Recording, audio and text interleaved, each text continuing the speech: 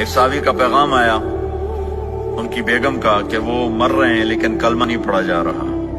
تو آپ تیزی سے اس کے گھر گئے, دیکھا تو وہ بول رہے ہیں. ہم نے کہا کلمہ پڑھو, کہا جی نہیں پڑھا جاتا. ایسے بول رہے ہیں نہیں پڑھا جاتا. آپ نے پوچھا اس کے والدین میں کون زندہ ہے؟ کہا جی ماں زندہ ہے. آپ نے کہا بلاؤ. کہ ماں آ گئی. آپ نے کہا تم اس سے ناراض ہو؟ کہا جی ناراض ہوں. کیا ناراضگی ہے؟ کہ یا رسول اللہ بدتمیزی سے بولتا تھا, بس اور کوئی ناراضگی نہیں. بہت نیک بچہ ہے, تہجد بھی پڑھتا ہے, روزے بھی رکھتا ہے, قرآن بھی پڑھتا ہے. مجھ سے بولتا ہے تو سخت ہو کے بولتا ہے, ریش ہو کے بولتا ہے. تو آپ نے کہا معاف کرتے ہو؟ کہا نہیں میں نہیں معاف کرتا. تو آپ نے فرمایا میں اسے آگ لگا دوں پھر سفارش کرو گے؟ کہا ہاں پھر تو کروں گے. کہ اگر تو نے معاف نہ کیا تو اللہ اسے جہنم میں ڈال دے گا. انہوں نے کہا نہیں میں معاف کرتی ہوں.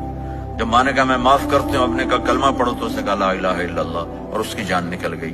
پھر آپ نے ان کا جنازہ پڑھایا اور فرمایا کہ جس نے ماں باپ کو دکھ دیا اس پہ اللہ کی لعنت, اس پہ زمین آسمان کی لعنت. ان کی نہ نماز قبول ہے, نہ روزہ قبول ہے, نہ صدقہ قبول ہے.